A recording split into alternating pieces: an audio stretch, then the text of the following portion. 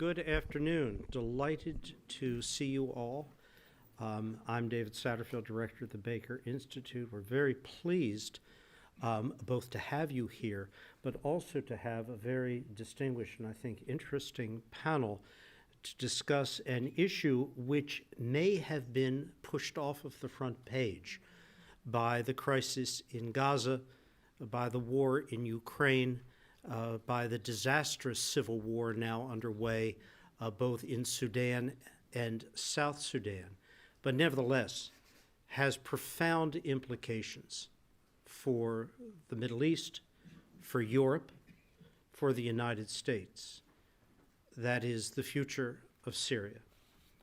For those of us, and I've been involved since the beginning of the 1980s in Syrian issues, what happened in the dramatic days between November 27 and December 8th, the fall of the 50-year-plus rule, kleptocracy of the Assad family and its supporters, something we didn't expect to see, certainly on so short a time frame, if at all, has created the opportunity for a new and very different Syria to emerge.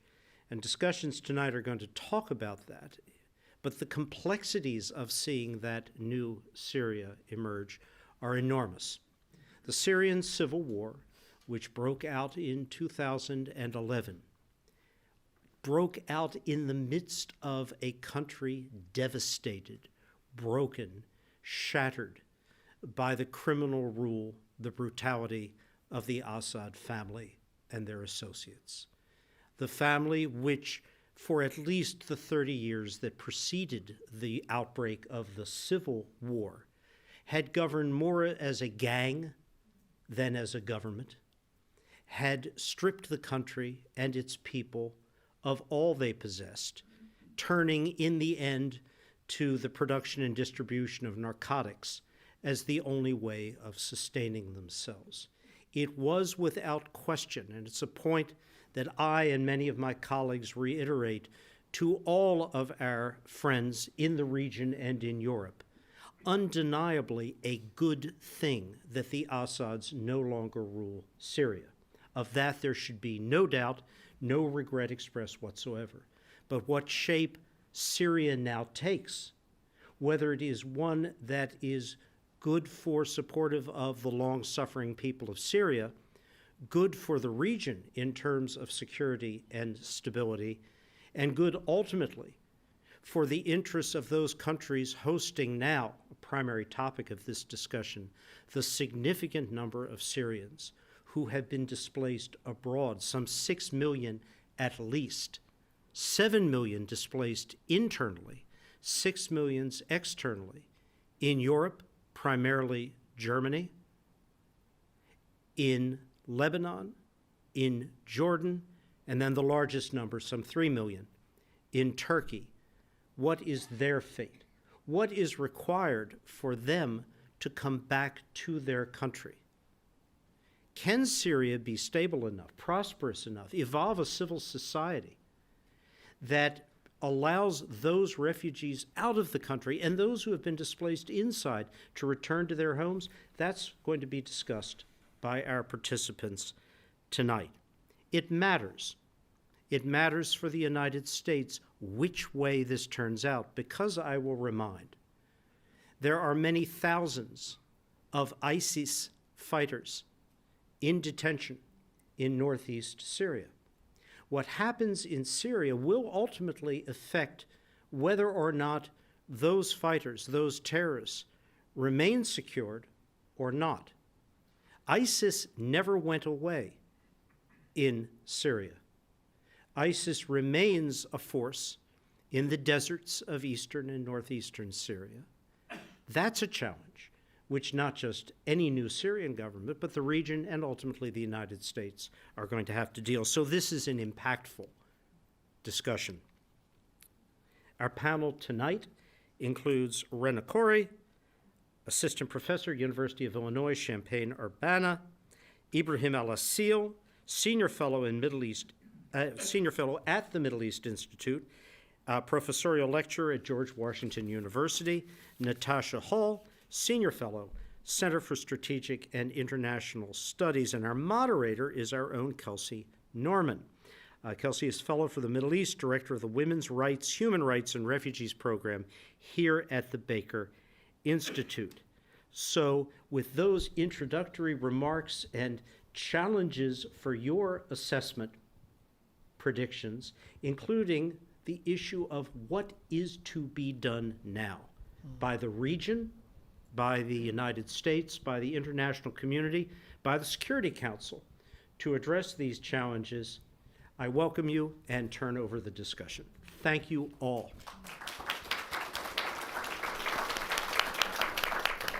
Thank you so much, Ambassador Satterfield. So I have the pleasure of moderating our discussion tonight. I'll just elaborate slightly on the bios of our very esteemed panel, who we'll be hearing from in turn. So first, Dr. Ibrahim al-Assad is a political scientist and Middle East scholar specializing in geopolitics, state evolution, and regional security. As Ambassador Satterfield said, he is a senior fellow at the Middle East Institute in Washington, D.C., and a lecturer at George Washington University. Dr. Rana Khoury is an assistant professor of political science at University of Illinois Urbana-Champaign.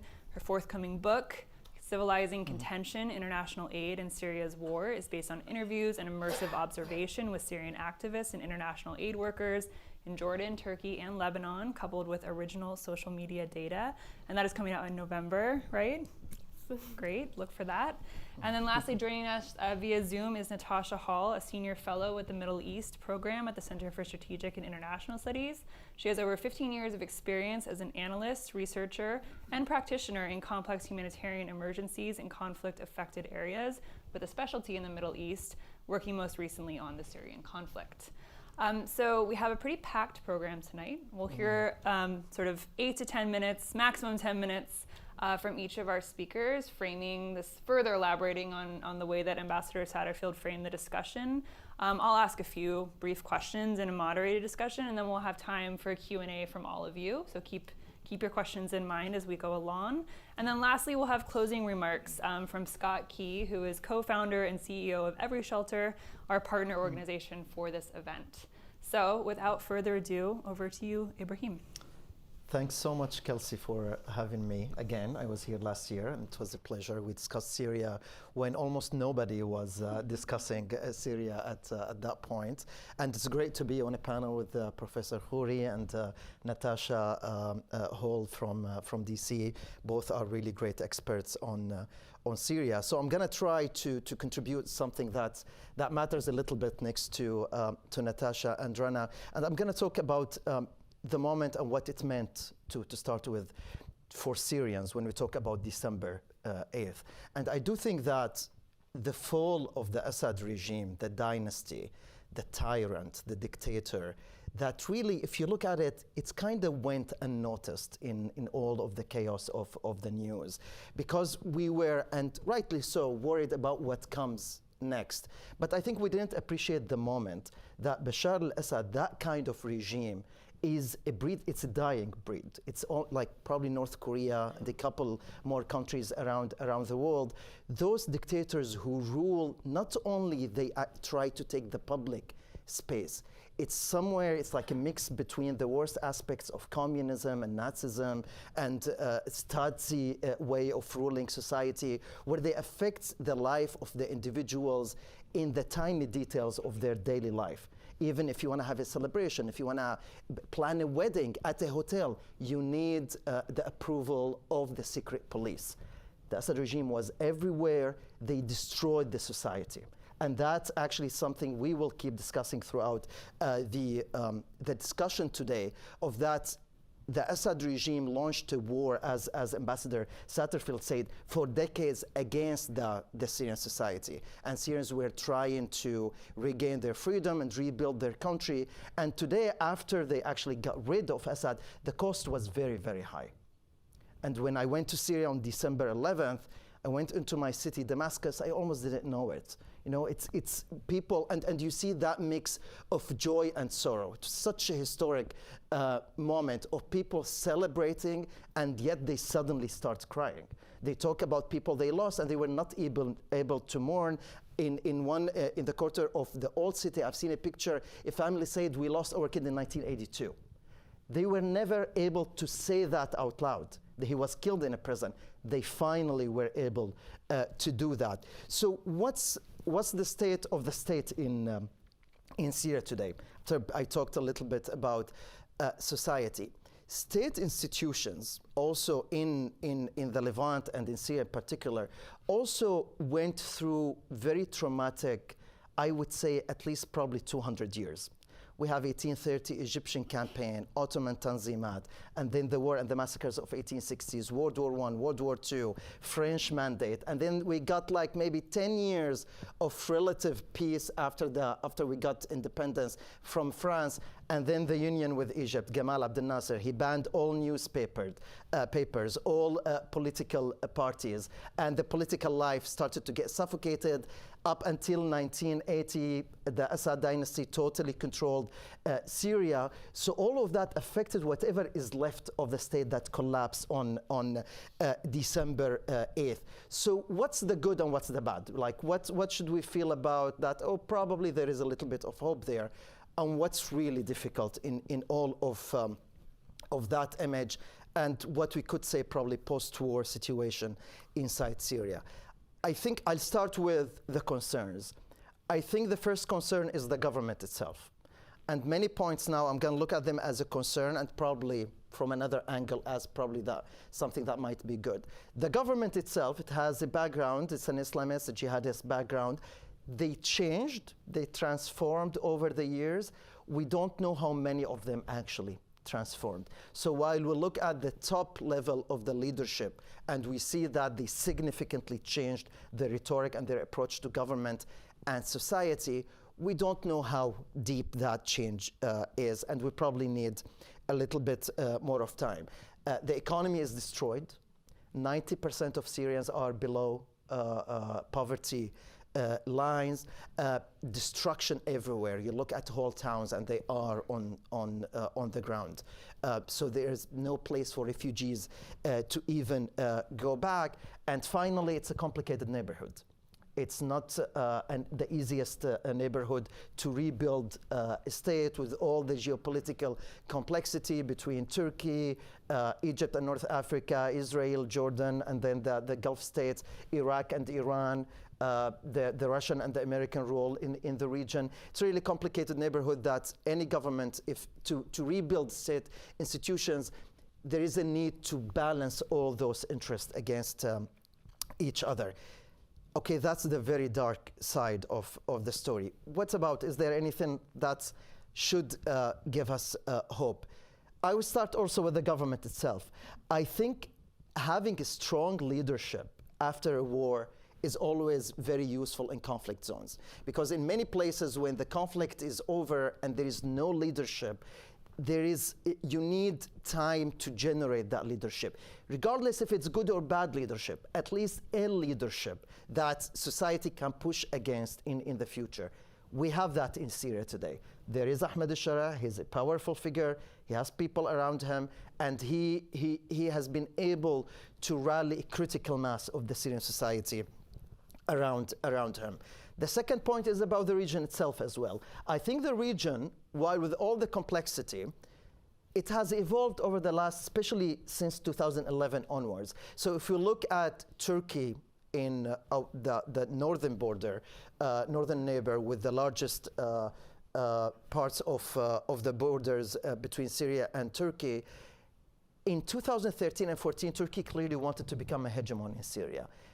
Today, I don't see that's the situation. I think that the Turkish foreign policy evolved enough to understand that Syria is a place to be shared with other middle powers. Not in a way that Syrians don't have agency, but again, this is a very important geopolitical part of a very important geopolitical region. Like the whole Middle East is in a very interesting location in the world, and Syria is in the middle of that. So I think the Saudis and the Turks, when it comes to that, they are in a much better place compared to where they were a decade ago.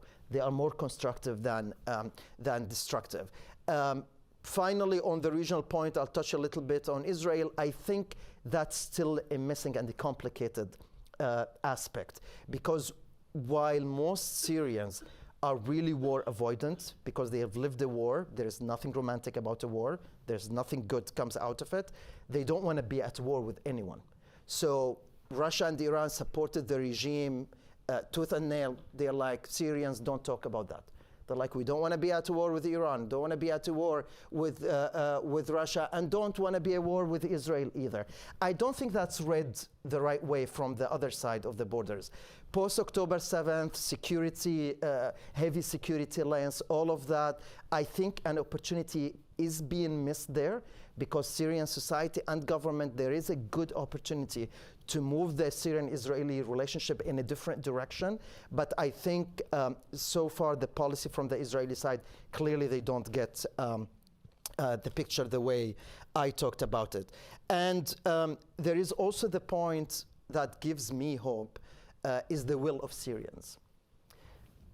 Syrians feel they were abandoned for a long time.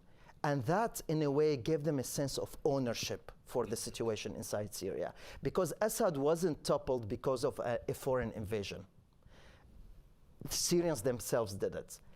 How radical, how moderate they did it, they were Syrians.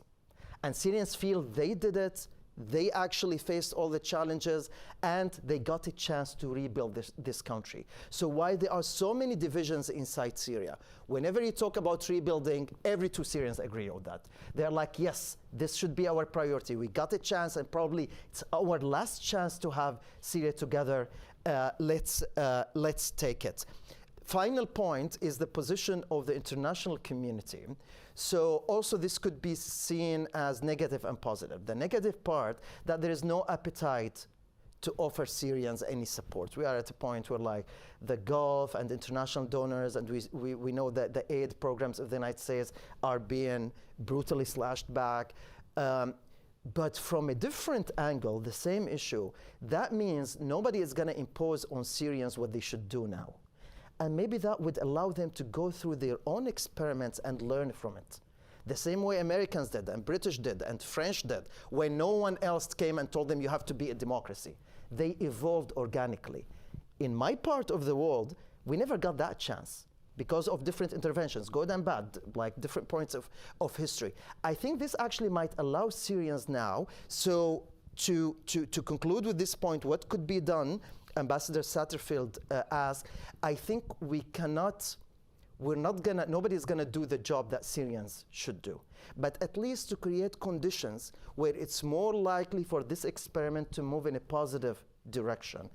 And to be more specific, I think the issue of sanctions.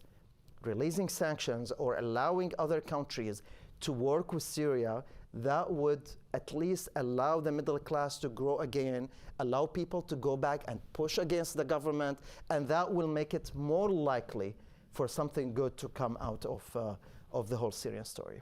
Okay, thank you, Ibrahim, for that. Of course. Geostrategic and domestic also overview and optimism, and we'll come back to the point of sanctions, I think. So over to you now, Rana. Thank you. Thank you to the Baker Institute and Rice University, Kelsey Norman, Anna Martingale, Ambassador Satterfield. Thank you for hosting this important event. This past summer, in June 2024, I was in southern Turkey interviewing Syrians about their resilience or vulnerability after a decade of displacement, and about their sense of political belonging or lack thereof. Tonight I'm going to share some of my conversation with one of them, who I'll call Ahmed. His story represents the journey of Syria's civil actors that I've researched over the last decade. And through it, we may observe the depths of the persecution and suffering of civilians and refugees since 2011, as well as their own responses to them. This is the hardest question you can ask, Ahmed replies, then cries. My question had been, do you have a country? Ahmed, older than his 32 years, gathered himself. My country is Syria, he says, but I don't think of returning. This profound sense of loss pervaded my visit. Most Syrian refugees did not think they could go home. The conflict was stalemated, but the regime had seemingly emerged victorious. As Ahmed explains, "I wish to return. We didn't want to leave. The regime forced us to." That would be the regime of Bashar al-Assad, who in 2000 inherited Syria from his father Hafez, who had ruled since 1970. Ahmed was forced to flee because of a war that took hundreds of thousands of lives, forced millions from their homes, and created enormous humanitarian needs as it destroyed and deprived a people and a land. But as is the case for many refugees, Ahmed was also forced to flee for more particular political reasons. He had marched in protests during the 2011 Syrian uprising, part of a wave of Arab Spring movements. He had remained in Syria as that uprising, met with repression, escalated into armed conflict. His town outside the capital of Damascus came under rebel control, and yet Ahmed remained, another marker of disloyalty in the regime's ledger. And there he worked as a first responder, driving an ambulance for hospitals that had gone underground to avoid shelling. Indeed, even as needs inside the country surged, it was Syrians themselves who were delivering the vast majority of emergency relief in their country. They also advocated for detainees, documented daily events, distributed public goods, innovated in radio programming and journalism. Though Ahmed's was humanitarian action, this undertaking was another mark against him. The Syrian regime, according to Physicians for Human Rights, branded health workers as enemies of the state. Indeed, Syria became one of the deadliest places for aid workers in the world, according to another INGO. By 2015, the constraints and risks were becoming more than Ahmed could bear. Syrian pro-government forces were imposing a years-long siege on his town. The area had also become a militarized rebel stronghold presided over by a severe and organized Islamist armed group. Through a series of smugglers, Ahmed said indefinite goodbyes to his parents and made his way north through rebel-held territory. He was skipping out on conscription or detainment by the regime, another marker closing his country off to him. He passed through Idlib, where other Islamist rebels were building an administrative and ideological counter-state. Like 3 million other Syrians, Ahmed made it to Turkey. 3 million more would flee to Lebanon, Jordan, and further afield. From refuge, Ahmed again worked in emergency response, this time as staff for an INGO working through cross-border operations into rebel-held territory. A couple of years later, he began working for a Syrian NGO, providing educational support to children inside Idlib, the northwest government run by Hay'at Tahrir, al-Sham. The regime in Damascus had, from the start of the conflict, politicized and blocked aid from reaching opposition strongholds. In response, many international organizations found ways to work from across the Turkish and Jordanian borders. But they wouldn't assume the risks of implementing inside, nor did they enjoy the necessary knowledge, connections, and access. For that, as my projects show, they relied on the labor of Syrians. Syrians, in turn, found a way to continue acting on behalf of their cause, building something like a civil society from where there never was one and against the odds of a brutal war. They built community centers for children, prepared transitional justice processes for a day that seemed ever more improbable, and advocated for their own human rights. As time passed, insecurity grew. Ahmed was forbidden from leaving his Turkish province, his permit to work always at risk. Stories of forced deportations haunted Syrian men, as the once hospitable country increasingly scapegoated refugees for myriad domestic woes. Everyday resentments burst into anti-refugee riots just weeks after my visit in summer 2024. Ahmed is haunted by nostalgia for Syria as he tries to identify for me to what country he belongs.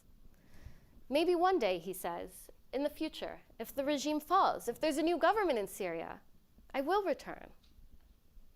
Now, Ahmed is planning just that. He has already joyfully gone to scope out conditions for his family of 3. He had been in daily touch all these years, But only upon seeing with his own eyes did he appreciate how poor conditions had become for his parents and for a whole country that was exhausted. "I don't know how people have been living," he reflected in voice messages to me. The Assad dynasty's control, as we've heard here, penetrated deeply the lives of all Syrians. Only once that control crumbled did its vulnerability become apparent underneath a fierce but brittle facade. A regime enriched as a country de-developed, survived as sanctions impoverished, normalized abroad while hostile at home. A regime reliant on Russia, Iran, and Lebanon's Hezbollah, while each fought its own battles, and Israel's military assaults reshaped the order of the Middle East. The rebels, meanwhile, were becoming ever more organized in their little corner of the country. But their path forward is fraught in the country at large. The challenges include divisions along lines of control, ethnicity, and region that are being exploited by spoilers of the old regime, aggravated by the fears of minorities who have already faced sectarian reprisals, and exacerbated by geopolitical rivalries and interventions. To bring a host of rebel groups into one national military and political project as a rebel-turned-president consolidates power. While millions of refugees risk losing protection in their host states, even as conditions for voluntary return remain uncertain. Civil society cannot overcome all of these obstacles, but the assets of the wartime civil society that I've here begun to describe, the perseverance and experience of those nonviolent actors, hold some of the greatest potential for mitigating them. It is in people like Ahmed in whom I hold hope. In Syria, what was something like a civil society during war, dispersed as it was abroad and squeezed into rebel-held areas at home, stands the chance today to be a genuine civil society for the whole country. These Syrians have mobilized under much more adverse conditions for years. They do have a country, and now their country may have them too. Sorry, we didn't also clap for you, Ibrahim, but we can do that after each speaker. I'll just say as an aside, something I love about Rana's work is that I think sometimes refugees are too often cast as either potential violent actors on the one hand or just agentless actors on the other. And your work so well, and Ahmed's story so well illustrates how they can be political actors who can be engaged in all sorts of things like humanitarianism or building a civil society. Okay, we'll turn it over now to Natasha. Hopefully you can hear us. Yep, okay. I hear you. Thanks so much, Kelsey, and thanks to the Baker Institute and Ambassador Satterfield and my good friend Ibrahim and Dr. Rana. I'm sorry I can't be with you today. I'm just actually getting back from the region and my first trip to Damascus in nearly 15 years. So I'll try not to cry while I speak to you today. And I guess I just want to share some points about things that I saw, things that I've been hearing from people. Listen, people don't want to leave their home. I've never met a Syrian that had actually wanted to leave for German citizenship or something. And many Syrians were dreaming of coming home all of these years, most notably IDPs that remained in the country in sprawling camps that continued to flood every single year, where people would freeze to death every year. And that also includes Lebanon and the surrounding countries as well.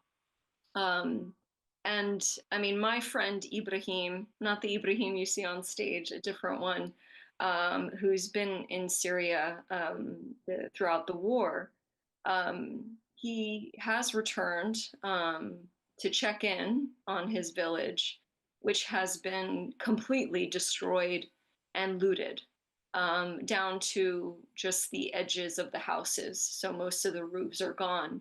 He considers himself lucky because the roof is still there. The trees are gone, even. He had still always hoped to return. He told me that a few years ago, he bought a lemon tree in a pot and he brought it back to Adena, which is where one of the many IDP camps are in northwest Syria. And people asked, why don't you plant it? And he said, because I'm going to bring it back to Medik Castle, where he's from. But that is very hard. And we've seen this number, I think a hopeful number, that 1 million Syrians have returned. This sounds like a lot, but I just want to unpack this so we understand the challenges to return for people, even those that have been dreaming of returning to their homeland all of these years. About 700,000 to 800,000 of those were IDPs like Ibrahim. And it isn't entirely clear if those IDPs even returned for good. It's very hard to measure these things because people would check in and perhaps it was not a reliable place to live. And so they're going back and forth.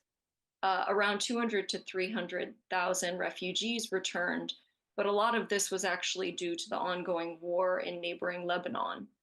So it also remains to be seen how permanent that is. That said, there are people who are trying, usually with their own means, since there's almost no aid now to Syria, but trying to go home, trying to rebuild homes.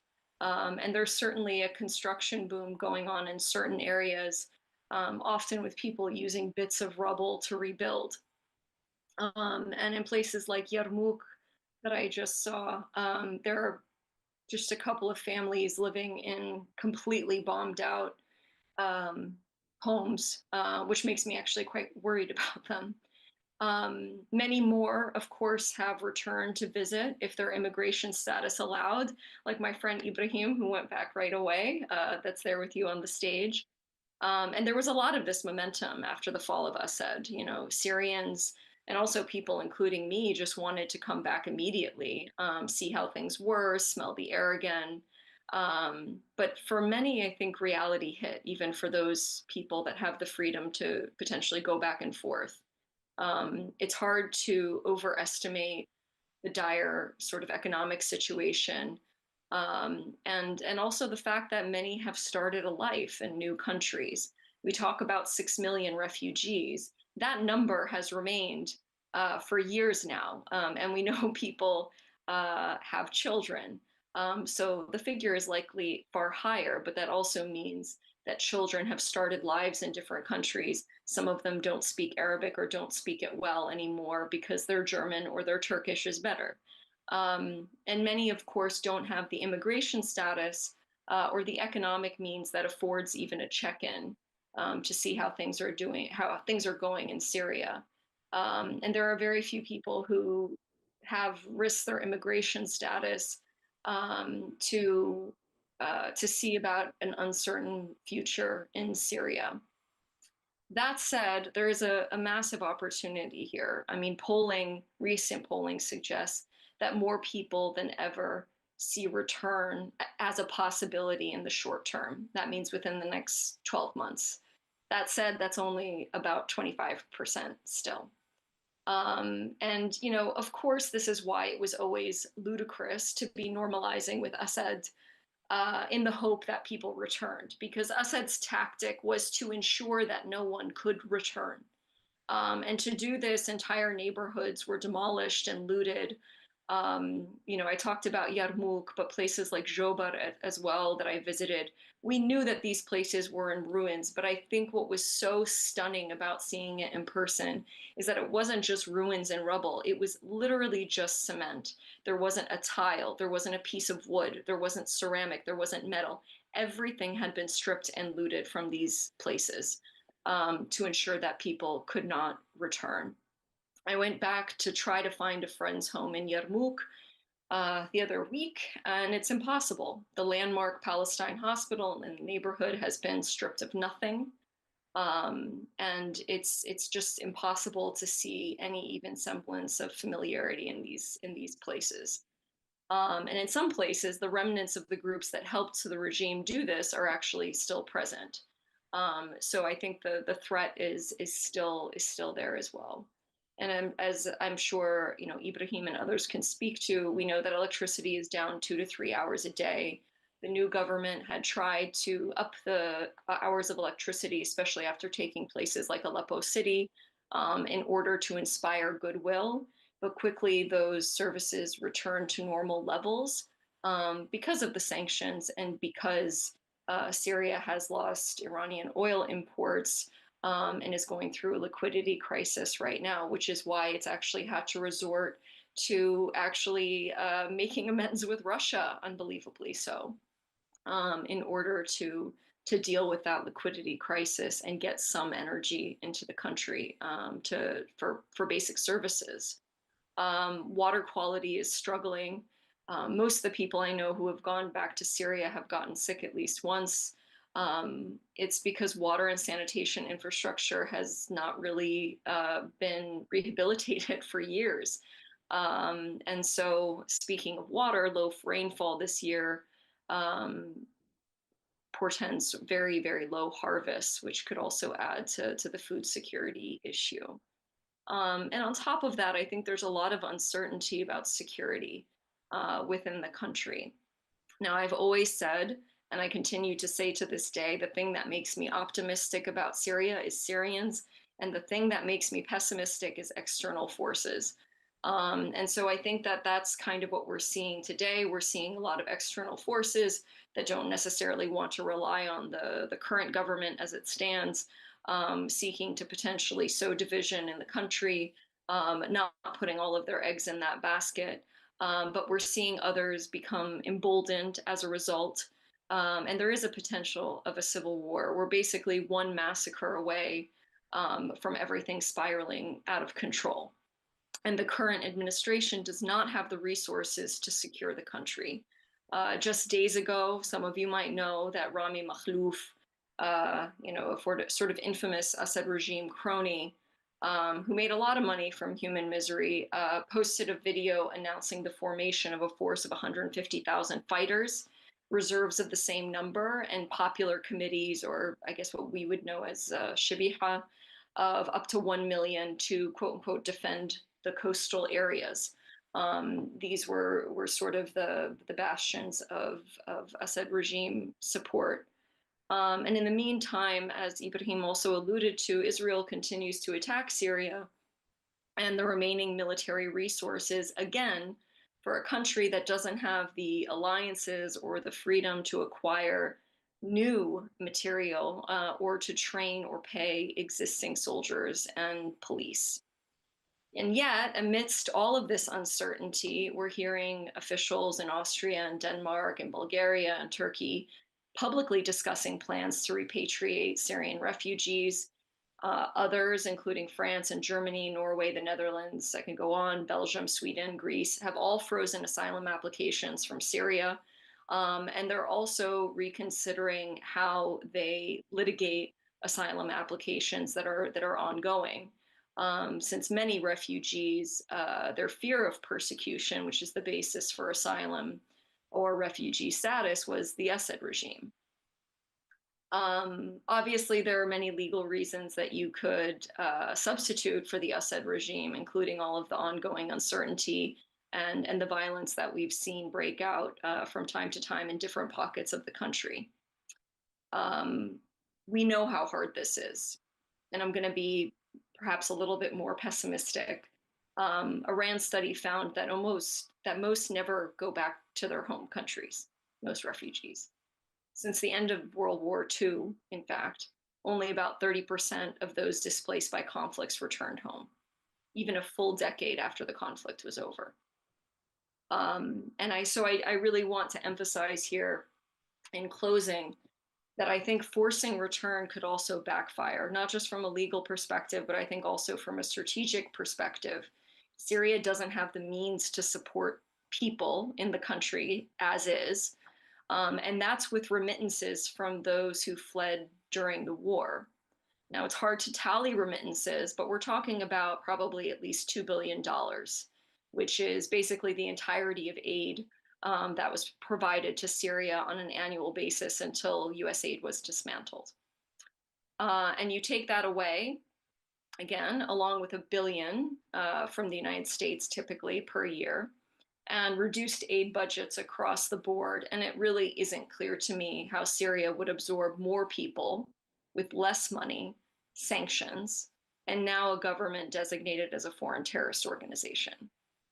I do think that if this very fragile country is pressured more, it might have the opposite effect that is intended and inspire potentially more conflict and instability. And we know that recidivism into conflict is more the rule than the exception.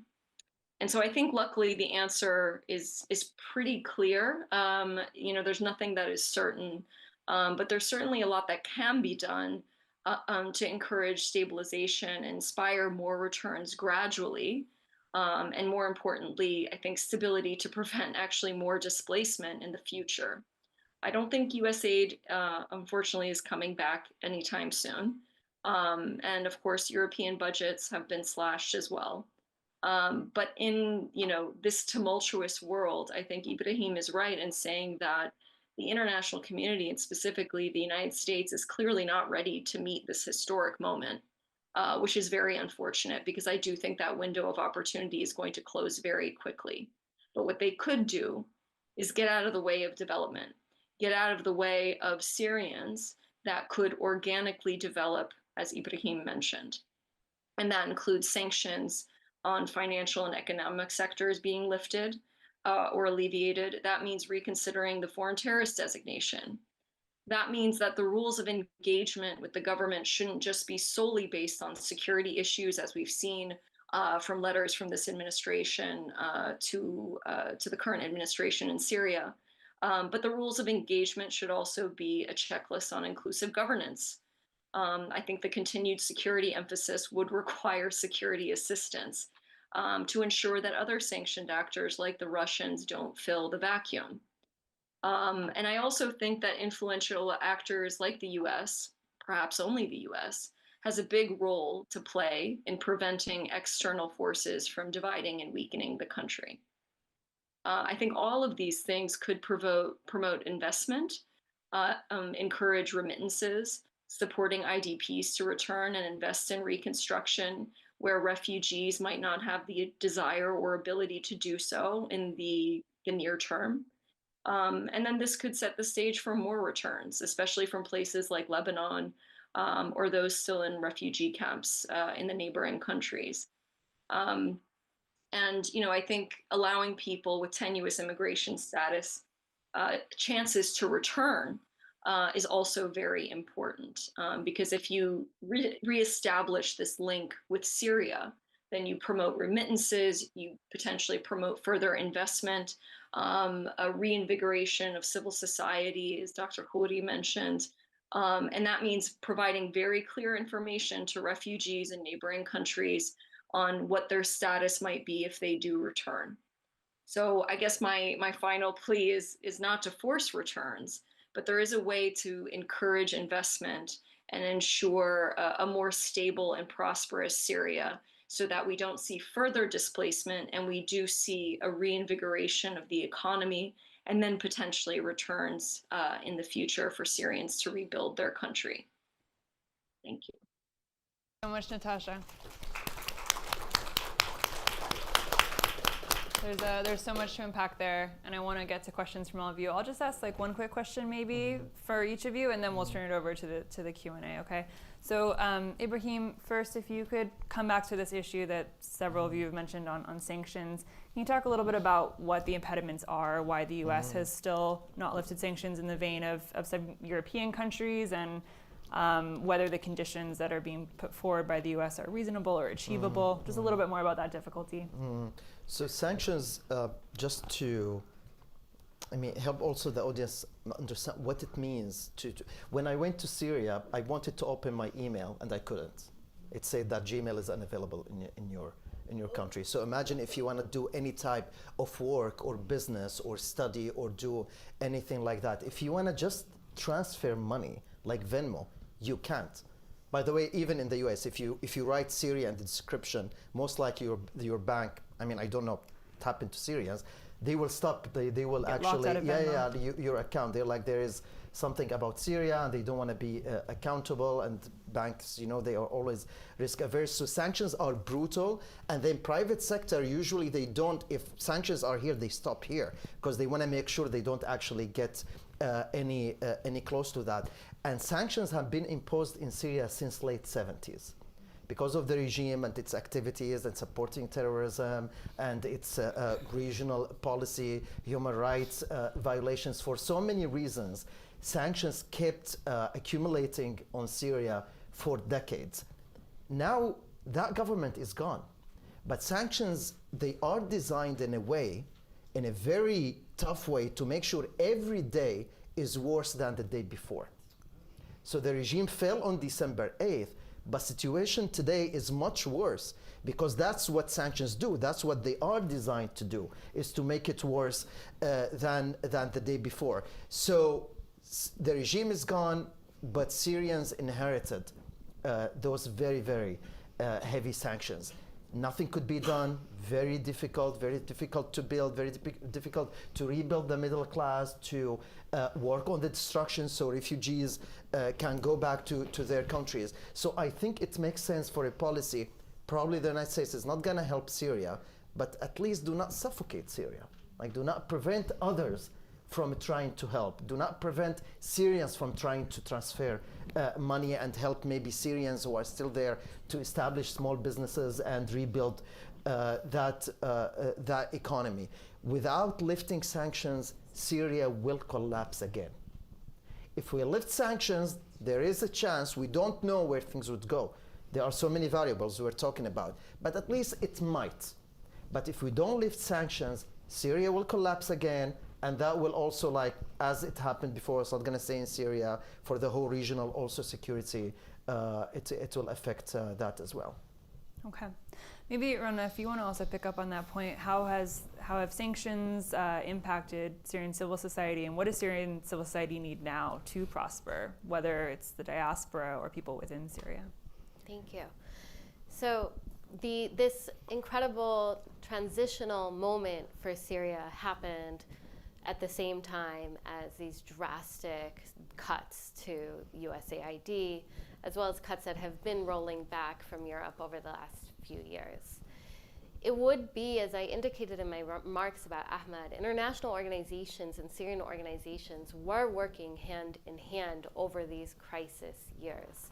So it would have been a natural progression, one might think, of them to continue now to serve across the country in what was formerly government-held Syria and reaching all of Syria with their assistance. Syrian civil society organizations are beginning to undertake this process on their own at this moment. There are organizations that have been based in Turkey or in other countries that are moving in, opening offices in Damascus. They are eager to be on the ground, to engage and be part of this process. The immediate short-term impacts of these cuts to aid are going to be very difficult, but I agree with Natasha and with Ibrahim that the Syrian organizers, they will find ways to work through and to sort of produce organic responses on their own. And just to indicate a few ways I think they can be part of this transition going forward, right? One is these immense material needs facing everyday individuals. People are in need of basic goods and services and assistance. But there's other roles as well. One of these is that they can bring in expertise in all these areas that are these challenges facing the country in this moment. People have been preparing for transitional justice. People had been advocating and working with the families of detainees. There's up to 100,000 people who never emerged from the prisons. People whose families need support and who are also seeking justice for the wrongs that have been committed against them. People who have been working on things like reconstruction. How can we build from these devastated circumstances that Natasha discussed? We have architects and engineers and people who are ready and willing to be part of this, bringing their expertise to the fore. they can also represent this broad, diverse society that is Syria. There's many constituencies for the new authorities. They're thinking about their conservative sort of people who supported them and were part of the rebellion. But there's also now a broad swath of society in front of them that also wants its ideas and preferences represented. And as well, they can mobilize when necessary against the new authorities. If people need to come out and express grievances and let the authorities know that they do not accept certain decrees or certain moves that they might make, this is the role also that civil society organizers can play in this moment. Great, thank you. Natasha, there's so many questions I'd love to ask you, but just to ask one maybe sort of clarifying question, or just to help us further understand, you mentioned that the reality is many refugees don't go home after a conflict, and yet we also see these policies that you described in European countries and some Middle Eastern host states that are effectively looking towards possibly pushing people back forcibly to Syria. What would you say are best practices that need to be adhered to at this point in time? Yeah, thank you for the question. I'm not sure if we've ever seen really best policy prescription there. We still haven't really dealt with migration in a very positive way across the board. But I mean, I think for the most part, and this is, again, I'm saying this in a world of collapsing norms across the board. But I think right now, what is really essential, what should be essential for many of the refugee hosting countries, is to keep in mind that Syrian stability is far superior to pushing people back into the country and having that add to the numerous pressures on the country itself. And not to mention, by the way, the economies that Syrian refugees have fled to, because they have actually benefited the economy, contrary to popular belief, or at least a lot of political rhetoric in many cases. Oftentimes, big migrant pushes actually increase GDP. So, I mean, I think that there's a lot to unpack there. Now, I'm acknowledging, I think, the political situation across Europe and in the region, and definitely in the United States right now, although the US didn't really take any Syrian refugees in comparison. But I do think that there needs to be essentially a policy similar to what Turkey put in place, which is to allow those who do not have certain immigration status within their countries to have check-ins, to reestablish ties, to give them a chance to go back and forth and really remember what it was like to be in Syria, show their children Syria. I think that's how you rebuild a country as time goes on. And that's what we've seen in many other places, including Rwanda and many others, where we've seen mass displacement. And that takes years and sometimes decades. And as I said, sometimes doesn't happen at all. But those refugees, now citizens potentially of a lot of other countries, are also going to provide for their country. They're going to provide remittances. That's what we've seen in neighboring Lebanon. I don't want to make Lebanon a case or a model case, but the reality is Lebanon has been able to survive through multiple crises, in part because of the large diaspora community and because of remittances back to Lebanon. And the same goes for Palestine and many other parts of the world. One thing I just want to pick up on what Ibrahim and Rana was saying, talking about collapse. I think collapse is definitely a threat if sanctions are not lifted. But I would also say we can look to how the Syrian regime survived through sanctions as an alternative, which isn't great.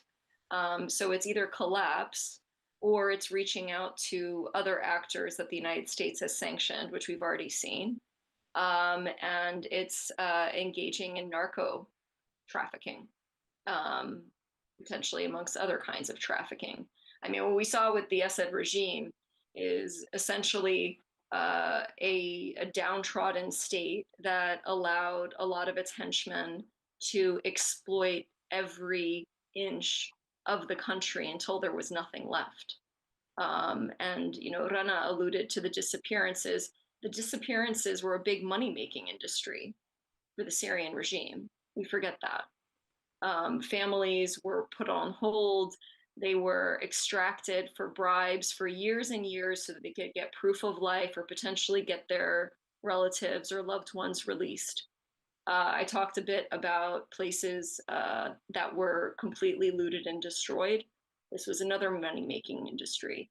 And when did we see the Assad regime collapse? We saw it collapse when front lines had been frozen for a long time and people had given up. We saw the whole house of cards collapse, but we could certainly see a return to that. And that's what a lot of people are quite worried about within Syria. If we don't see salaries for security sector actors, soldiers, policemen, whatever, we have a country that is awash with weapons and no money. And so how do those people make money? Well, they take bribes. They extort money from people. That's how it happens. And people were very excited that that had suddenly stopped, actually. And I think that's to the credit of this government so far. But most people know the reality is that that is very short term. People will again become desperate, and desperation typically leads to that kind of extortion again. So you know, there's few ways that this goes in a positive direction unless we at least give Syria a chance to rebuild. Okay, let's open it up for questions. Go ahead. Oh, sorry, sir. You can go right after. You were right by each other, so it's hard to differentiate. It's a question really for all three panelists. And given the destruction that we saw in the kleptocracy with the Assad regime and the corruption being decades long and the rule of law not meaning anything within Syria, what's the role of transitional justice and what do the panelists sort of see as the outcome? Does it look like truth and reconciliation, as we saw in post-apartheid South Africa, or does it look more Nuremberg-like in the sense that we seek retribution against actors, including individuals who are still in the loose, like Rami Makhlouf, who looted the country to his great fortune? Whoever would like to take that, if anyone. I think probably Natasha, would you like to? Go ahead, Natasha. Yeah, this is a very complicated question given all of the things that we've talked about. We actually haven't talked once about transitional justice, as you noted. And there are still people, friends of mine, working very, very hard to get some answers on the disappearances of their relatives and loved ones as well, and are not seeing any progress on it. But I'll give you a little anecdote on that, on the general mood of a lot of Syrians, I think, in the country. There are sort of the families of the disappeared. Sometimes they gather in Damascus and other places with pictures of their loved ones that disappeared, advocating for movement on getting answers and transitional justice. And they've had people go up to them and tell them to basically get lost, right? That this is it's over. Moving on now, and this is not a priority. So, I mean, I think this is a battle that needs to be fought. But again, I think when people are having trouble putting food on the table, when the current government is looking to Russia for assistance, and I'll remind everybody of what Russia did to buttress this regime, which was essentially bombard cities and towns into obliteration. Right. That's the choices that Syrians are facing right now. Facing a choice of looking to the Russians and sometimes regime cronies. Why? Because they know how to evade sanctions. And so that's, I think, the reality that a lot of Syrians are facing. And I think with that reality, it's very difficult to see how transitional justice becomes prioritized. Now, there are still many people that are working towards that. We've seen positive statements, I think, from the administration on that, especially on the chemical weapons file, which is very good. But I think, you know, the reality is, I think, for many Syrians, that there are many other priorities at play. And I don't know if Ibrahim and Rana disagree, because I know that there's a lot of civil society groups that are working very diligently on this. But I do fear that pragmatism is going to supersede efforts towards justice pretty soon. I saw you next, sir. Yes. Thank you for describing the situation in Syria today and its major problems. But I wonder why the Christian Syrian community was basically supporting Assad, and whether some of the Alawites were anti-Assad. Great question. Thanks so much. I'll start with the Christians. I wouldn't say the community supported Assad. If I was to describe the community, I would say it was like many other communities in a gray area, because they hated Assad, but they also were afraid of the alternative. Even though in the early months of the revolution, many, including friends, Christian activists, they were central part of the uprising, and many of them were detained, killed, and imprisoned, and disappeared. However, the leadership of the Christians, the leadership of the church supported Assad, like the leadership of all communities, because it was hijacked by the Syrian state itself. So if you look at the Mufti, which is like the head of the Sunni religious establishment, or the leadership of many of the Druze, or they all, or the tribes in the east supported Assad because they were the original leadership, or they were forced to do that. Add to all of that, of course, what comes next, I mentioned to that point, and today it is. If I was Christian, I would be concerned. I'm not Christian, and I am concerned. I mean, everyone is concerned about liberties in Syria in the future with the current government, and specifically the Alawites, because the Christians or other minorities, there isn't a division when it comes to the last 13 years. Like, Christians didn't fight for Assad. Many Alawites did. So the Sunni Alawite division is real, it's deep, and it requires, back to the question of transitional justice, because at the same time we all know, as Natasha explained, we won't be able to reach a level of perfect justice, but I think whatever serves peace should happen, and specifically to go after those who killed people, regardless from which side. One of the challenges is that some of those who killed people, they are in the government today. So how would we hold them accountable? That's another challenge. But I'll add to all of the above. That's why I do think allowing Syria, allowing the society, reviving the society again, would serve all of that. To let people go back, to allow those who are there to be educated. I've seen kids 5th grade and 6th grade, they don't read or write.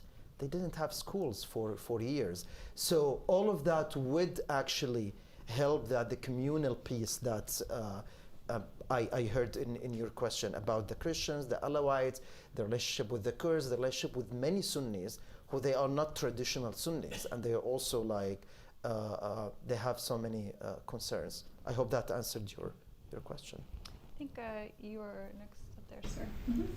Yes. I'm looking at the geopolitical 30,000 feet view. And this question is for you, Ibrahim. And before World War II, and I think before World War I, there was a pipeline going from the oil fields of Iraq to Berlin. Okay?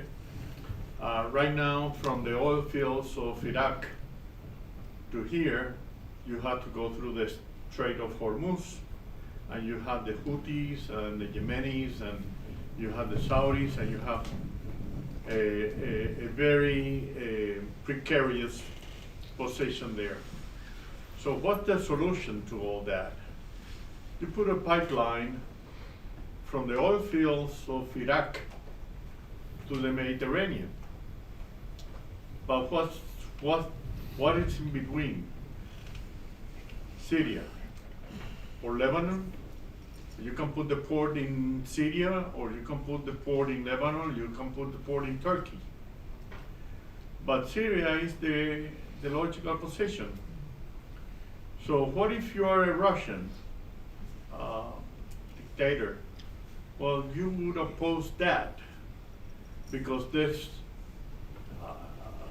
you wouldn't have a problem shipping out of the Mediterranean to the refineries in Houston. Okay? Sorry, what's the question, sir?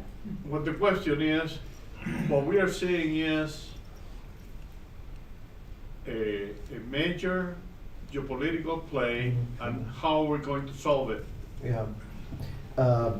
Thank you, because this allows me to talk about the geopolitical location of Syria and the political economy of Syria. Syria is, like you described it, it's in a location that its political economy depends so much about what comes in and out of it. It's a transit country, and that's why stability is key for Syrian economy, because we don't have oil. There is nothing that we can depend on to just actually build the economy. We need stability, and we need good relationships with everyone around Syria, that they feel, yes, it's better for us. Probably we're not a hegemon like many players in the region wanted at some point, but at least to allow Syria to stabilize, so we can first all the goods that goes from the south to the north, from we're talking like Jordan and the Gulf to Turkey and Europe and vice versa, and also all the oil and gas pipelines that could go through Syria. And many of those projects were put on hold over the last 15 years or so because of the situation in Syria. And that affected the whole Middle Eastern economy. It's not only about Syria. Really having Syria as a black hole in the region affected prosperity from all the neighboring country. And think about the opportunity cost of actually stabilizing this area and allowing all the transfer and the transit to go through Syria. I don't know exactly about which pipeline or which railroad is better to go through, like Iraq, Turkey, or Syria, or all of that. But I also know that the East Med field, to develop that gas field, Syria needs to be stable. I don't think necessarily the Russians would oppose that or would support it, or would be even like able to have a say in that, compared to the regional countries, Turkey, Lebanon, Israel, Saudi Arabia, and Iraq in particular. And for the previous question, sorry, Rana and Natasha, I realized later on that you probably, I mean, I don't know if you know way more than me about the Christian society. So just, I remembered later on when I was talking. Yeah, Yeah, I was just going to say, I should invite you to dinner with my Christian Syrian family. You can see how divided they are, and you can't really categorize them as all having been supportive of the previous regime. Yes, sir. Yes, two questions. One is, what is the role for the Kurdish Syrian Kurds in this new society? What do you see happening? Are they being brought into the government? What's going on? And the second question is, the United States recently halved the number of troops that they have in Syria fighting ISIS. Do you think this is a step that the United States may just withdraw from the whole area completely, or do you think that they'll continue to support the anti-ISIS formation in that part of Syria? Do you want to take the Kurdish question? I mean, you were discussing that earlier a bit. Sure. So the Kurdish administration and the Syrian Democratic Forces that are supported by the United States, they have been in active discussions with the new authorities. They have, in the course of this conflict, made incredible gains, both territorially and in sort of autonomously administering their territory, following a political vision that they believe in. These discussions have had moments of breakthrough. In March, we saw an agreement.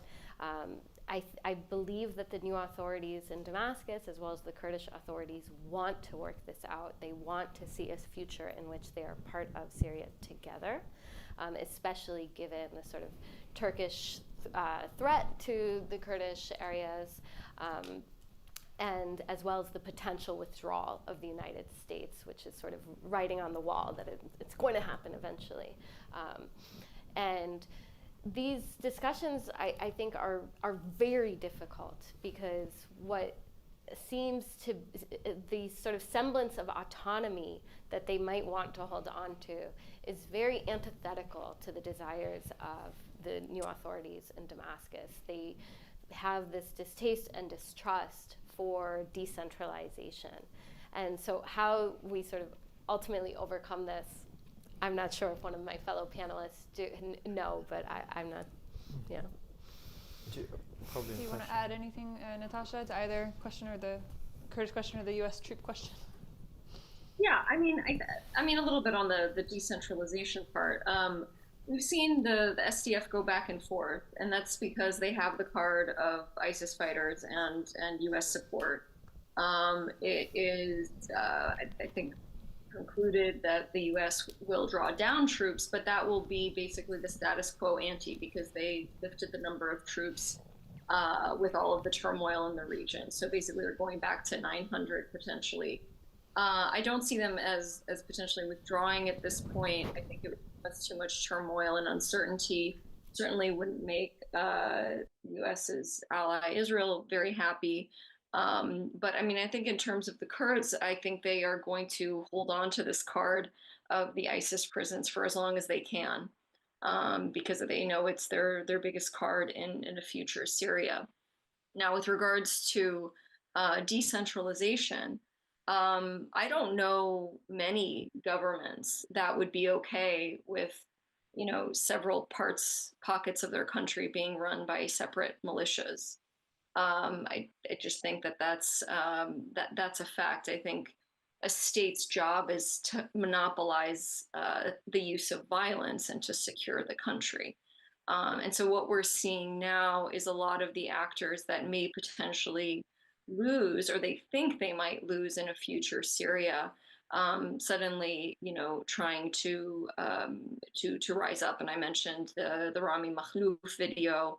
I think General Mazloum of the SDF has also recently sort of backtracked on efforts to unify the armed forces.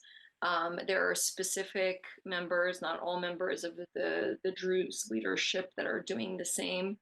And I think in a lot of cases, as Ibrahim noted, with the Christian community, oftentimes these are particular leaders within the community. It's not necessarily the community at large, right? And this is, basically how the Assad regime worked with these communities as well.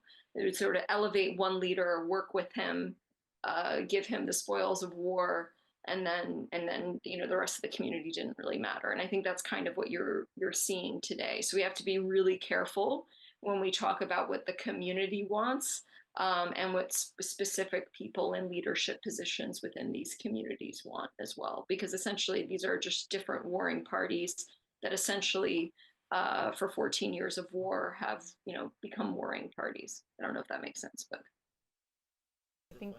oh yeah, go ahead, Ibrahim. Because we've been bringing up many sad stories. Some of the good stories that happened, that's the Nowruz celebration in Damascus, the Kurdish holiday.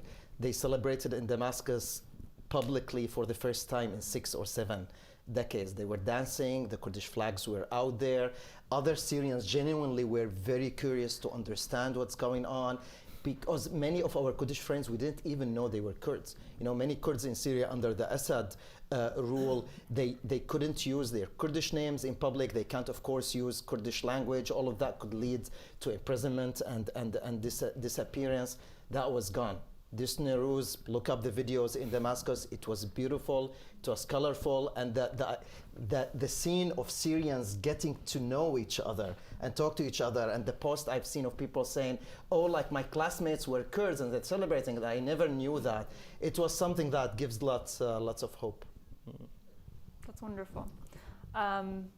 Any other, maybe a very short question if you have one? Yep. I want to thank you all for sharing your eye view. It's been very interesting. We can't anymore trust what we hear on the news, and so much has been distorted. So thank you very much. My question is, you said earlier about 150,000 prisoners that are still unaccounted for. And I have followed quite a bit the Austin Tice scenario. I thought maybe his parents or somebody would be here tonight. I don't see them. But I'm not understanding. They were on the television after the regime left, and I thought that everything was going to be open in the prisons and there was hope. And they were on the television for about 2 weeks, the parents, on every newscast, and then silence. And I've Googled, I've looked, what insight can you provide perhaps of why this just has gone silent, and what is preventing all the prisons from being open? That's something that's not clear. Thank you for bringing this up. I wasn't aware that they're from this area. Yes, they're okay. from Houston, Philadelphia. And so Austin Tice, unfortunately, has sort of suffered the fate of what many Syrians have, of sort of disappearing, not to be heard from, nor seen, nor understand if somebody is even alive. So although they may or may not be in the news anymore, I do believe that this is actually one of the conditions that the U.S. has put on the idea of sort of reducing the sanctions, is that the new authorities participate in efforts to help find Americans that disappeared under the Assad regime. Unfortunately, Assad is not around for us to ask him where these people are. I do think, and I presume many, at least Syrian families, sort of accept the likely outcome that many of their loved ones who did not emerge from the prisons are likely passed and dead. And there's been sort of searches for mass graves, organizations working to uncover these. And this is one of the issues, right? We think about transitional justice. There are so many grievances and so much loss. This is a people that has really just, there's a lack of trust in each other, a lack of knowing how to engage with your own country when your loved ones have disappeared. It's quite grim. So the idea that maybe there's prisons that haven't been emptied, I don't think that's the case. I think that they have been emptied, and the presumption is that the people who did not emerge are likely to be dead, and people would like to find at least sort of where they are and what happened.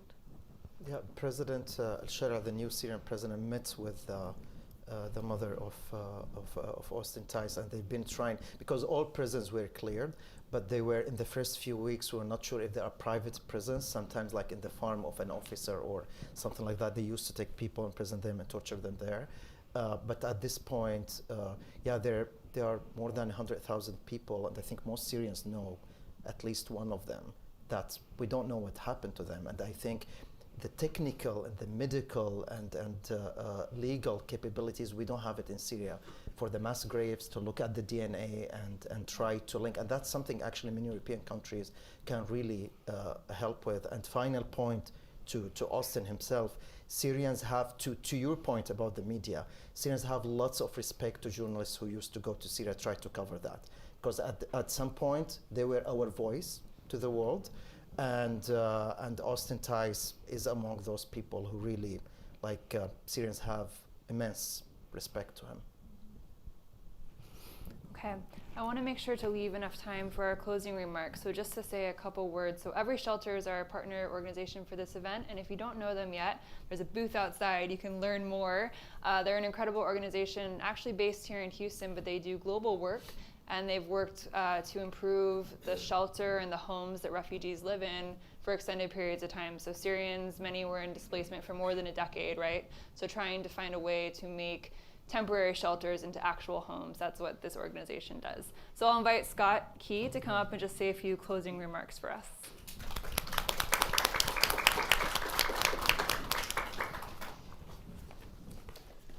I'll start again by thanking the Baker Institute for allowing us to co-host this with them, and Ambassador Satterfield and Kelsey. It's really neat to be on a stage with Ibrahim and Reina and Natasha. I'm the co-founder and CEO of Every Shelter. We help refugees create homes. We are very good at something that shouldn't exist, inventing and scaling shelter solutions for refugees living in settlements and camps. We got our start here at Rice University. I was studying architecture, and we learned something that many of you, if you didn't already know coming into tonight, that refugees are displaced a lot longer than we thought, right? And that's a statistic that changed the professional trajectory of my own life, that refugees on average globally will stay displaced for 10 to 26 years on average. So 13 years into the Syrian conflict, they fit straight into that global statistic. Displacement is not temporary.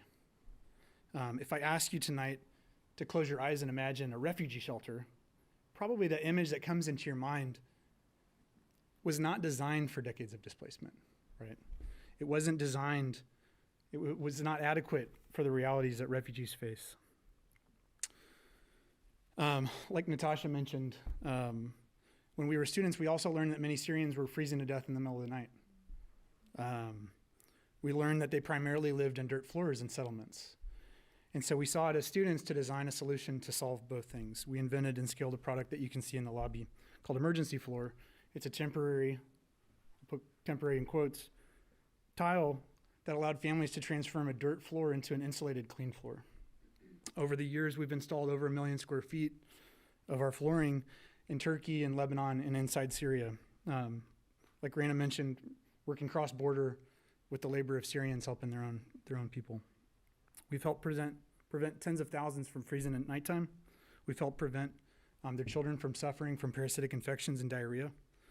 In the early days, my co-founder and I, Sam, installed many of those floors ourselves in Lebanon. We wanted to be intimately familiar with the living conditions of refugees themselves. We were trained as architects. We wanted to understand the people that we were serving. In those early years of working in Lebanon, we came to not only understand the individual needs, household needs of refugees, but we started to understand this global refugee relief system that existed, even though we were playing just a very small part in that. A quote that I really love is, every system is perfectly designed for its outputs, good outputs and bad outputs. Anyone who's ever worked in the homes and settlements of Syrian refugees and Rohingya refugees, in the homes of Congolese or South Sudanese refugees, we've worked in 7 different conflicts in contexts. Anyone who's worked in these contexts knows that the outputs are not good. If you see the fruits of the outputs of the system that serves refugees, you would wonder if there was a better way. And tonight, in my very brief closing remarks, I would hope that we could imagine something different, where we build cities and not refugee camps. We're living in a pretty strange time from an aid perspective. We're experiencing that intimately in the context of Uganda, where we work with refugees from the Congo. This is very much a before and after moment in the context of global aid. I can tell you from our work with Congolese in the DRC that this is possibly the worst time in modern history to become a refugee.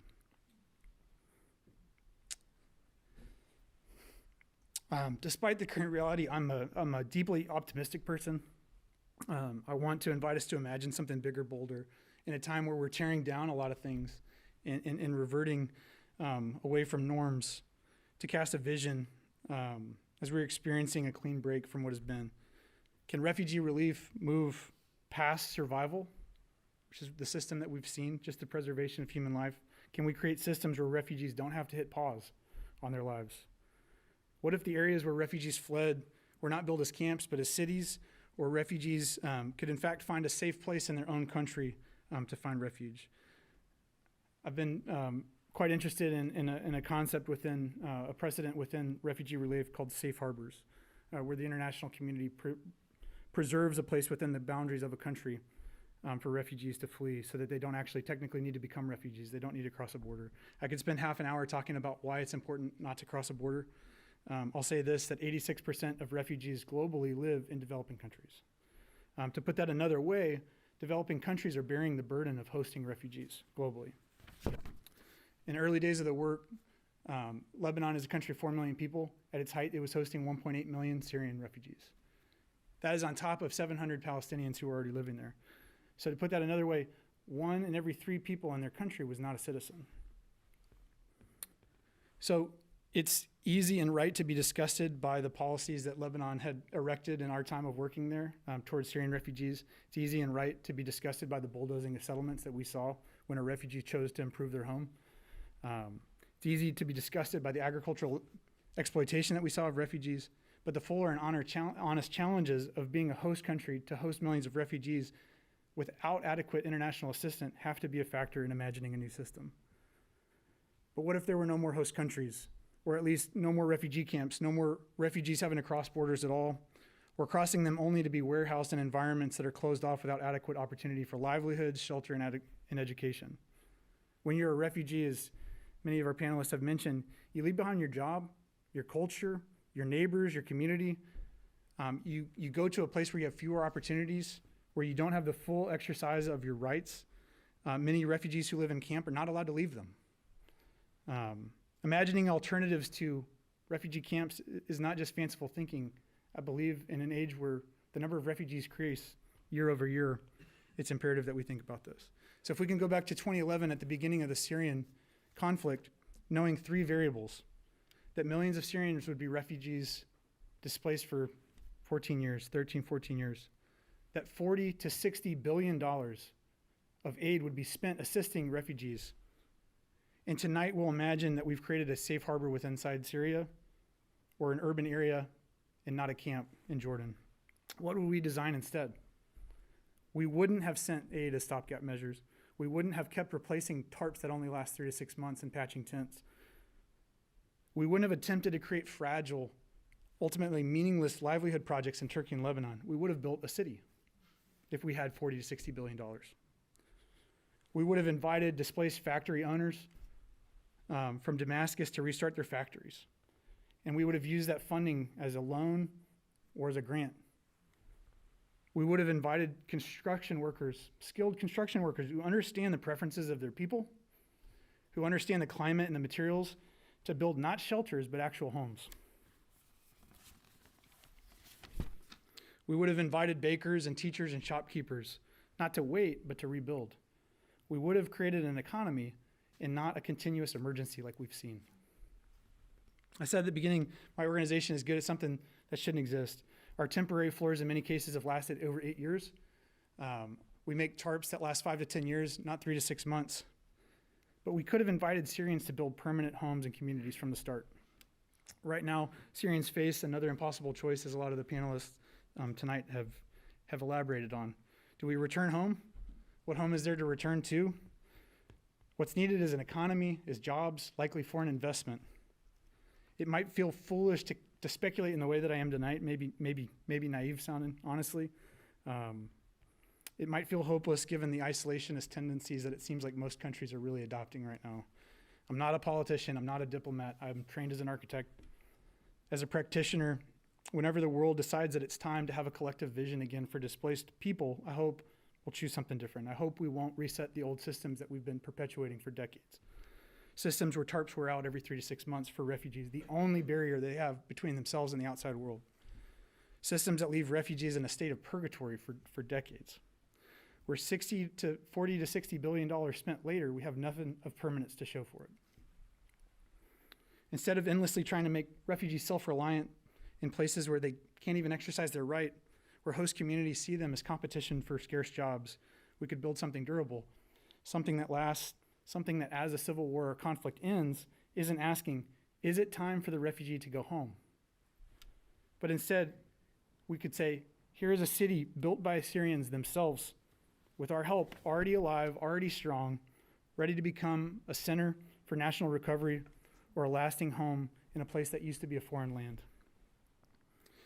When I was a student here at Rice, I couldn't imagine being here at Baker pitching this group here, to build cities instead of refugee camps. But at every shelter, we hope there's a day where we're not needed, where the things that we're good at are not things that are necessary. Where there's a future where architects, especially Syrian architects in the face of conflict and displacement, can simply just do the thing that they're good at, to actually build real homes, a craft that they've been honing for millennia. But we also hope to influence our sector. We hope that the moment where the old ways are crashing down, that we can impart a vision for something that we can do differently in the future. Supporting a future where every refugee has the ability to create a home for themselves. Thank you so much for being here tonight. I learned a lot. I hope you guys did too. And appreciate you being here, and thank you again to Kelsey and the Baker Institute.